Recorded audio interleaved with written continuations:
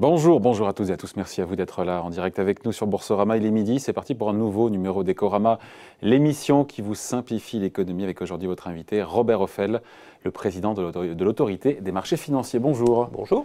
Merci d'être là avec nous, donc en direct sur Boursorama. Depuis quelques jours maintenant, ça y est, l'AMF se retrouve plus que jamais, j'ai envie de dire plus que jamais, au milieu d'une bataille, notamment juridique, mais pas seulement entre Suez et Veolia. Est-ce que pour vous, Robert Ophèle, c'est une situation, une position qui est inconfortable? Non, c'est la position normale de l'autorité des marchés des financiers. Quand il y a des offres sur le marché, c'est à l'autorité des marchés financiers de faire en sorte que cela se passe comme cela doit être, c'est-à-dire en respectant l'intégrité du marché, leur bon fonctionnement, transparence des informations qui sont données. Et vous êtes dans votre rôle? On est dans notre rôle. Bon, il faut rappeler un peu le dernier épisode. Lundi soir, l'AMF a accusé Réception, et vous me coupez si je dis une bêtise, du dépôt de l'offre par Veolia. Il se trouve que Suez conteste la validité du dépôt de l'offre parce que le tribunal de Nanterre a, dans la matinée de lundi, interdit Veolia de déposer, encore une fois, faire ce dépôt qui est qualifié par Suez, je donne les éléments, d'illégal et d'irrégulier. Alors d'où la question, elle est assez simple, Robert Ophèle, est-ce qu'il est valable, est-ce qu'il est valide ou pas, ce dépôt d'offre? Vous avez accusé Réception, en tout cas. Moi, je suis un peu une sorte de notaire dans cette opération. On vient nous déposer une offre, elle est selon la procédure qui est prévue par le règlement général de l'autorité, nous l'enregistrons. La question, à quelle heure vous l'aviez reçue? À 7h, 7h23 par rapport... Je dois dire, il faut être très clair. Dans ces opérations, nous devons les rendre publiques avant l'ouverture du marché. C'est le principe que nous avons. Donc, les dossiers de ce type nous arrivent tôt le matin pour qu'en général, on puisse les rendre publics autour de 8 heures, c'est-à-dire que le marché puisse les intégrer lorsqu'il ouvre à 9 heures.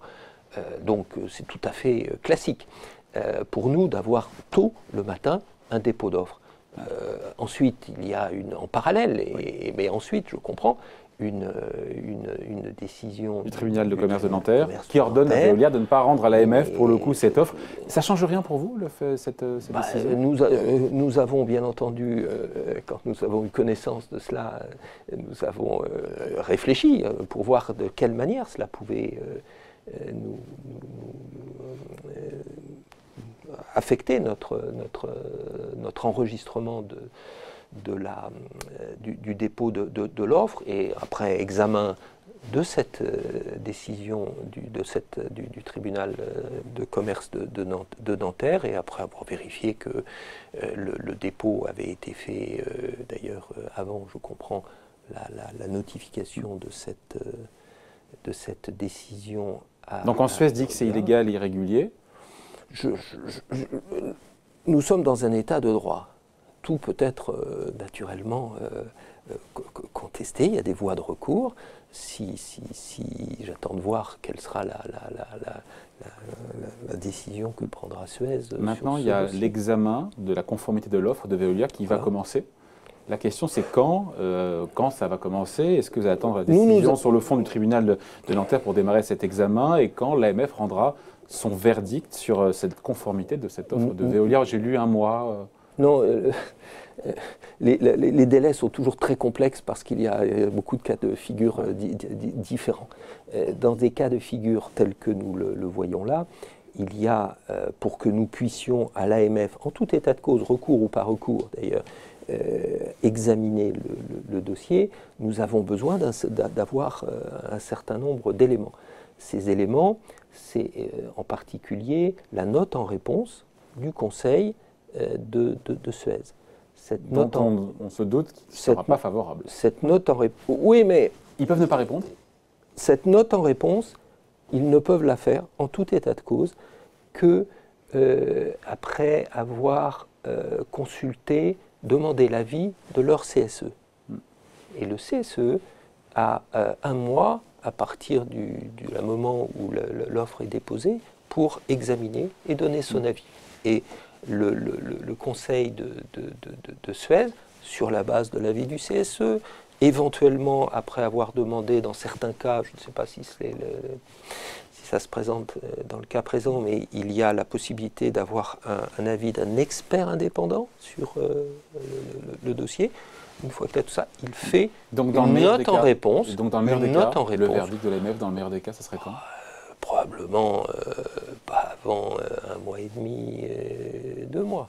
Dans ces eaux-là. C'est la procédure habituelle. Alors après, il peut y avoir des recours.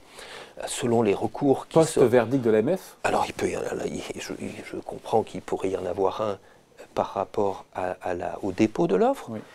Mais traditionnellement, c'est en général au moment où nous avons rendu notre décision de conformité ou non. Oui.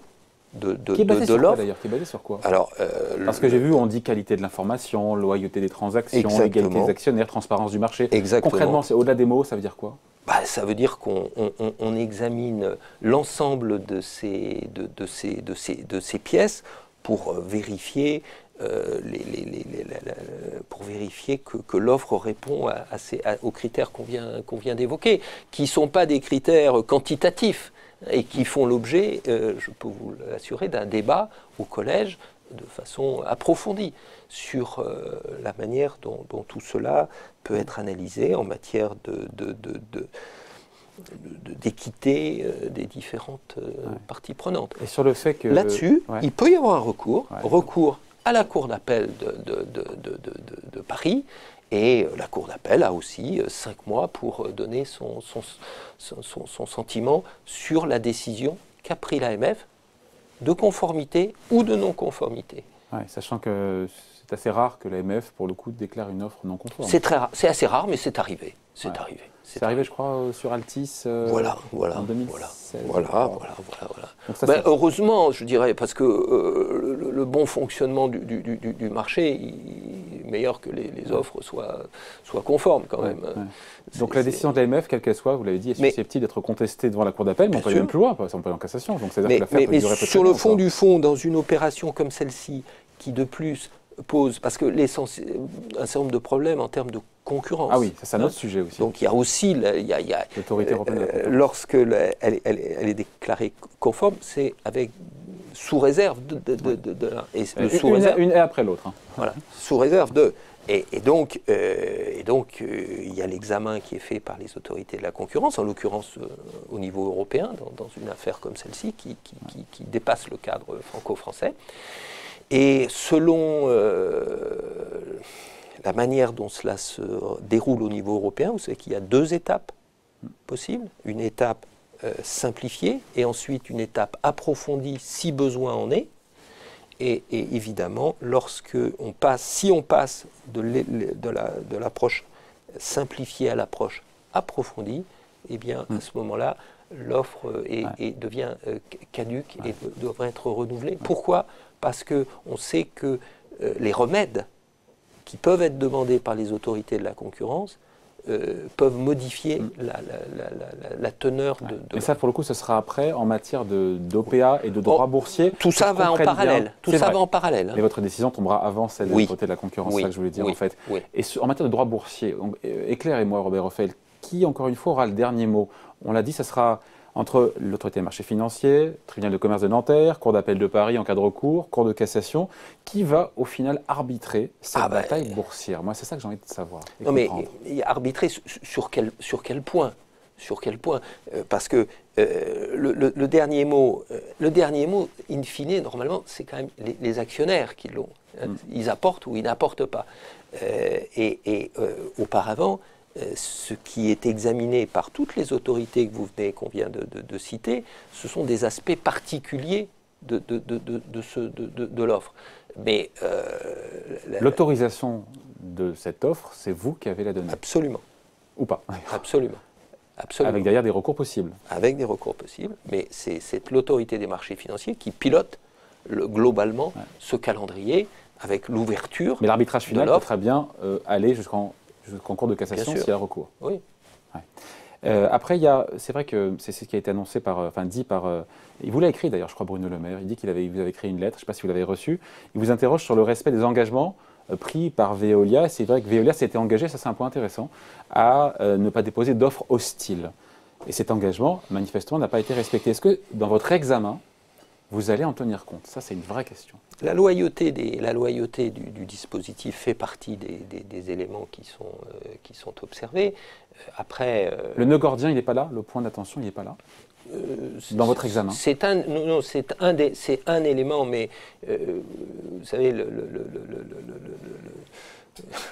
ce sont des notions qui sont... c'est pas blanc ou noir, ces affaires-là, même si in fine, il faut qu'on décide oui ou non. Et donc, ça demande un examen très très complet des éléments. Moi, il faut avoir en tête que d'une manière générale, l'autorité des marchés financiers est en charge de la bonne information Mais ça pourrait poser un problème, le non-respect de cet engagement. Et les bons participants, ça veut dire que chacun doit donner au marché une information qui est précise et non trompeuse. Précise et non trompeuse. Mais là, en l'espèce, le fait d'avoir un engagement et de ne pas le tenir. Ensuite, on regarde comment cette communication ou cette non-communication affecte le marché. Donc, c'est un examen qui est multicritère. Je ne suis pas juge d'un engagement qui a été pris entre deux acteurs financiers. Ce qui m'intéresse, c'est l'information qui est rendue publique. C'est la transparence. La transparence. Et Bruno Le Maire dit cette offre pose des questions de transparence. Et je ne vais pas répondre à... Nous allons examiner cela tranquillement. Comme vous savez, les gens qui saisissent l'AMF parce qu'ils considèrent qu'il y a un problème, il y en a tous les jours et nous le traitons de façon extrêmement sérieuse, rigoureuse. Et il est clair que, évidemment, quand c'est le ministre, nous le faisons de la même manière. Je le remercie d'ailleurs de l'avoir fait de manière publique pour éviter qu'il y ait tout soupçon de manipulation ou de pression souterraine. Vous subissez des pressions, pas politiques, de la part des acteurs Veolia 16? Aucune pression?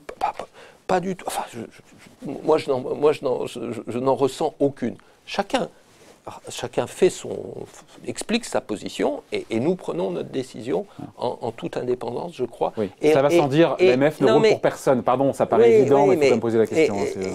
Il faut être impartial.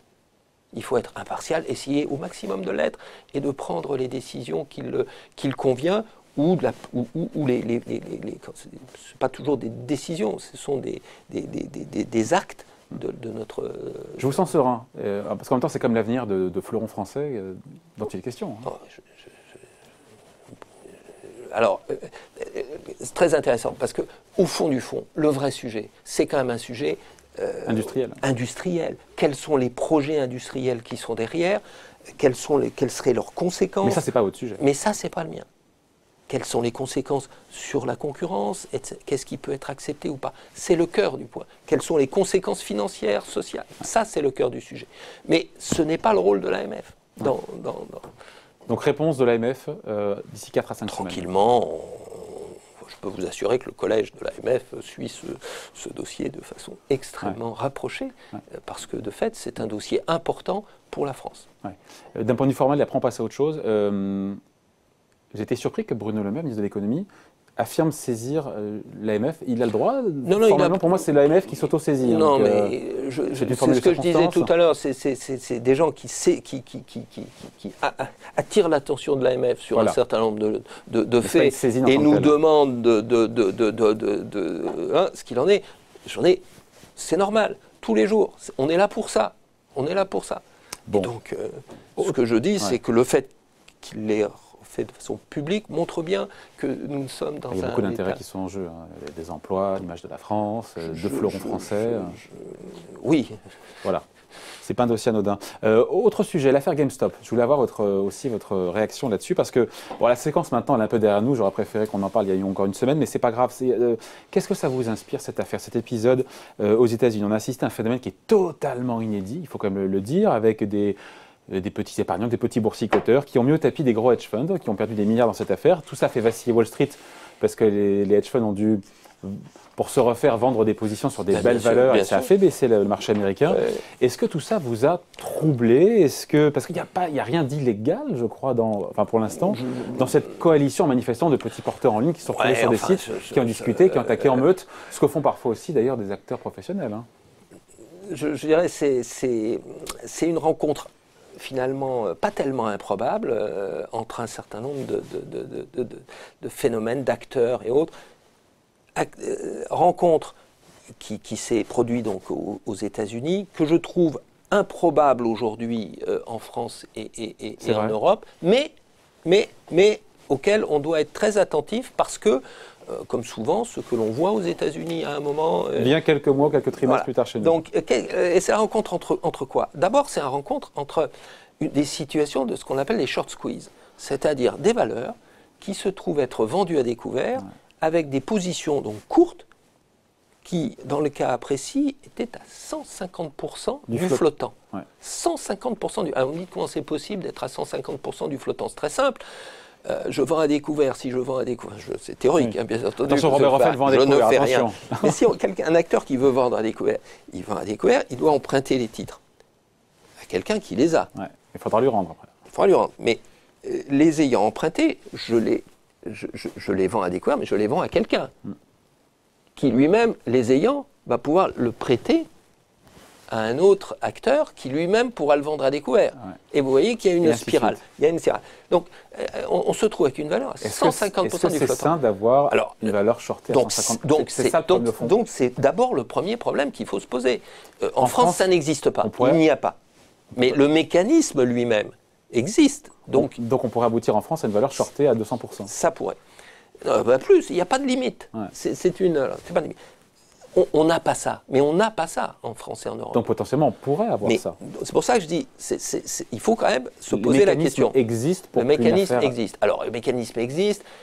Après, ça coûte cher d'emprunter des titres qui sont dans ces circonstances-là. Et par ailleurs, il faut aussi avoir en tête que ça n'est possible que sur des valeurs de capitalisation qui ne sont pas énormes. Parce que le vendeur à découvert, il prend un risque. Et d'ailleurs, il s'est matérialisé, en l'occurrence. Quand dans des situations comme celle-là, dès qu'il faut racheter, à ce moment-là, on se rend compte qu'il n'y a pas de titre suffisant sur le marché pour pouvoir tout racheter. Donc un scénario, encore une fois, GameStop à la française est possible. Ça, c'est le premier point. C'est dire des situations de short squeeze, mais nous n'en avons pas aujourd'hui. Et je n'en ai pas. Quelle est aujourd'hui la valeur qui est la plus shortée dans les valeurs cotées en France? Je ne les ai pas en tête. On suit les choses. On est sur des maximums actuellement de 10-15%. Enfin, on n'est pas du tout dans les mêmes ordres de grandeur. On n'est pas dans les mêmes ordres de grandeur. En gros, quand on regarde la moyenne, on est 4 fois inférieur aux États-Unis. Que ferait l'AMF, encore une fois, si ça devait se produire, si vous vous rendez compte qu'une valeur est de plus en plus shortée? Comment est-ce qu'on fait pour protéger les épargnants? C'est une des missions de l'AMF. Est-ce qu'il y a des signaux faibles? Est-ce que vous regardez les réseaux sociaux? Ça c'est... Je reviens quand même. Premier facteur, vendeur à découvert énorme. Deuxième facteur, et c'est tout à fait vraiment une bonne évolution, de plus en plus de particuliers ont un intérêt dans la bourse. Ils vont en bourse et ils participent au marché. Ce que l'on retrouve aux États-Unis, c'est qu'ils y participent beaucoup sous forme d'options, de CFD, d'options dérivées, de produits leveragés. En gros, ils mettent en termes de cash qui est sorti, qui est investi, mais la position réelle, elle est sur 2 fois, 3 fois, 5 fois, 10 fois supérieure. Et cela est facilité par des systèmes dans lesquels le coût de transaction est affiché comme étant gratuit pour le particulier qui fait l'opération. C'est Robinhood, ça. C'est ce qu'on... Et pourquoi? Voilà, il y a d'autres. Hein. Et comment fait-on? C'est parce que, évidemment, ces plateformes revendent leur flux à des acteurs de marché qui vont effectuer les transactions. Ça pose pas question, ça, quand même. Et ça c'est un problème, parce que c'est très difficile de le... En Europe, c'est beaucoup moins, je pense, aisé qu'aux États-Unis, parce que les réglementations MiFID, les réglementations, demandent à avoir ce qu'on appelle la best execution. Et la best execution, c'est quand même très difficile qu'elle soit compatible avec j'ai vendu mes flux à un acteur qui en fait son affaire. Donc il y a cela qui est un phénomène auquel il faut être vigilant. En Europe, on a moins de recours des particuliers aux produits leveragés. Donc c'est peu probable d'avoir un scénario. Le troisième élément, et le dernier, c'est les réseaux sociaux. Parce que de fait, les réseaux sociaux, j'échange des avis sur les valeurs, et il peut y avoir des leaders d'opinion et des mouvements qui se forment. Mais des gens qui s'intéressent vraiment aux valeurs ou qui sont juste là pour faire un Alors tour, c'est le problème. pour, Je dirais, chacun a sa propre marché divers. Le souci qu'il faut avoir, c'est que sur ces plateformes, il ne faut pas qu'il y ait... on ne peut pas tromper le marché en manipulant les plateformes. Par exemple, ce qui s'est fait a priori aux États-Unis, a priori. Je ne sais pas. Je ne sais pas. Mais vous savez que c'est assez facile quand même de créer des fausses identités, de multiplier des identités pour laisser à penser qu'il y a un mouvement d'opinion qui se fabrique. Vous pourriez le voir, ça. Et nous, à l'AMF, on balaye l'ensemble de ces opérations. On balaye bien sûr tout ce qui se passe sur le marché, et les vendeurs à découvert, nous les suivons de façon extrêmement rapprochée, et quand on voit des situations, on les interroge pour bien comprendre et leur faire... Voilà. Mais enfin, ça, c'est leur un. Et deuxièmement, nous balayons aussi les réseaux sociaux et nous allons accroître cette dimension-là, mais qui existe déjà chez nous. Ouais. Après, c'est vrai qu'au-delà de la dimension spéculative, voir des cours de société, là je parle pour le coup aux États-Unis, qui étaient proches de la faillite ou du dépôt de bilan, flamber de 500 000 %, ça pose quand même problème quand même. Non ? On voit que la seule logique qui est derrière, ce n'est pas la valeur intrinsèque de la société, mais c'est une logique technique qui consiste à dire, une fois que je les ai vendus à découvert à 150 %, quand le marché se retourne, la valeur est... Mais ça ne dure qu'un instant. Ouais. Et là, d'ailleurs, quand on voit aujourd'hui le cours... Il est revenu à peu près 50 $, alors qu'il était parti de 20 et était arrivé à 450. Il est toujours à deux fois le cours. Hein. Oui, mais là, il y a... Et pour ceux qui sont rentrés à 400... C'est le problème. Et là, il y a un rôle des intermédiaires qui placent des produits à fort levier. Et puis, il y a un sujet d'éducation financière, d'éducation du public de l'autre. Cela étant, on l'a vu aux États-Unis, je pense que c'est peu probable aujourd'hui en France, compte tenu des trois éléments qui sont là, mais il faut être vigilant. Et je crois qu'il vaut mieux prévenir que guérir dans Tout ces ça n'a pas affaires. donné une très bonne image quand même de la bourse. On a plein de gens qui ont dit finalement, c'est quoi? C'est un vaste casino, la bourse, quand on voit ce qui s'est passé aux États-Unis. Vous leur répondez quoi, ces gens-là? Absolument. Avant d'investir, il faut réfléchir. Il faut vérifier les sources et nous encourageons l'investissement de long terme. Et donc... Bon. En tout cas, en France... Oui, allez-y, je vous écoute. Non, mais objectivement, c'est ce que l'on observe en France. On voit d'ailleurs de plus en plus de particuliers, on a les chiffres grâce à vous, 1 400 000 particuliers actifs en bourse en 2020. Ouais. Chiffre AMF, sourcés, attention, qui ont passé au moins une ordre d'achat ou de vente, dont 410 000 néo-épargnants qui sont venus pour la première fois. C'est une bonne surprise. Et ils ne sont pas là pour faire du spiel, comme on dit, pour faire des allers-retours. On sait un peu à quoi ils ressemblent, pourquoi ils sont là, s'ils s'inscrivent dans la durée. Pour l'essentiel, ils s'inscrivent vraiment dans la durée. On suit un petit peu les flux. J'observe que beaucoup sont rentrés en mars-avril, qui était un bas de marché quand même. Et on voit que le solde de leurs achats et ventes est resté positif jusqu'à la fin de l'année. Juste en fin d'année, il est devenu nul. Ce que l'on observe aussi, donc, ce sont des gens plus jeunes, avec des moyens financiers qui vont avec, qui sont quand même plus actifs en bourse, plus actifs. Moi, je regarde les statistiques de transactions par les particuliers chaque mois, et on était sur des nombres de transactions qui étaient autour de 2 millions de transactions par mois jusqu'à cette année. Et cette année, nous sommes très, très régulièrement entre 4 et 5. Donc, non seulement il y a plus jeunes, avec des montants investis plus faibles. On a les montants investis en moyenne? Au doigt mouillé. Non, parce que ce que nous avons, c'est les transactions. Et donc, les transactions sont de montants plus réduits. Mais l'idée du patrimoine, après, c'est des questions de... Ce ne sont pas des choses qu'on a en temps quasi réel, c'est plus des données d'enquête. Hein, mais je ne les ai pas ici, mais des données moins... Hein, et quelque part, qui travaillent plus sur par des brokers online, par des plateformes online. Ouais. Vous êtes bien placé pour le savoir. Et donc le gros de ce bataillon est surtout arrivé, de néo-boursicoteurs, est surtout arrivé au premier semestre, on ne va pas se mentir. Oui, absolument. Et tant mieux d'ailleurs. Absolument. Mais, ils ont une creux, hein.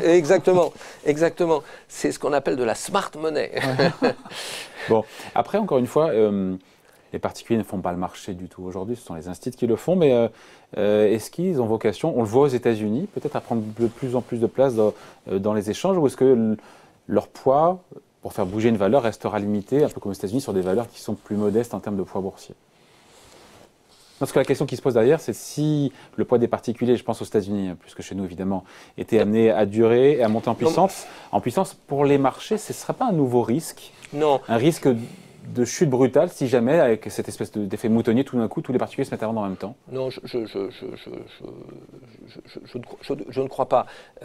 Je ne crois pas. D'abord, je ne crois pas que tous les particuliers soient moutonniers. Je pense que je fais confiance dans leur... dans l'affaire GameStop, il y a eu quand même un côté... Dans leur... Oui, mais je veux dire, la configuration technique de l'action est quand même très particulière. Oui. Moi, je fais confiance au discernement des gens et on essaye de les aider en cela. Et je trouve très important que les particuliers puissent participer directement à la croissance économique et au développement de nos économies qui sont encore largement devant nous. Hein. Notamment au travers des introductions en bourse. Et notamment parce que c'est pas quand on achète une action Total qu'on aide Total spécialement, parce qu'il n'y a pas de nouvelles actions qui sont émises. Vous voyez ce que je veux dire? C'est pas du financement. Notamment avec les nouvelles, avec les introductions. Et avec un conseil que nous donnons toujours, c'est la diversification du portefeuille. Pas tous les œufs en même panier. C'est un principe de base. C'est un principe de base. C'est un principe de base. Mais nous considérons que la participation des particuliers au renforcement des fonds propres des entreprises est un enjeu déterminant dans les trimestres qui viennent. On a eu beaucoup de dettes. Il est temps de passer aux fonds propres. Et les particuliers sont une partie de la solution, et c'est leur intérêt. C'est leur intérêt, parce que de ce fait-là, ils participeront à la croissance de nos économies. De demain, les croissances demain, les emplois d'après-demain. Merci d'avoir été avec nous, Robert Ophel, donc le président de l'AMF, l'autorité des marchés financiers. Invité de la grande interview en direct sur Boursorama. Merci. Évidemment, c'est la fin de l'émission. On se retrouve évidemment le replay. Je n'oublie pas le replay à partir de 14h. Le direct revient lundi à midi. Très bonne journée.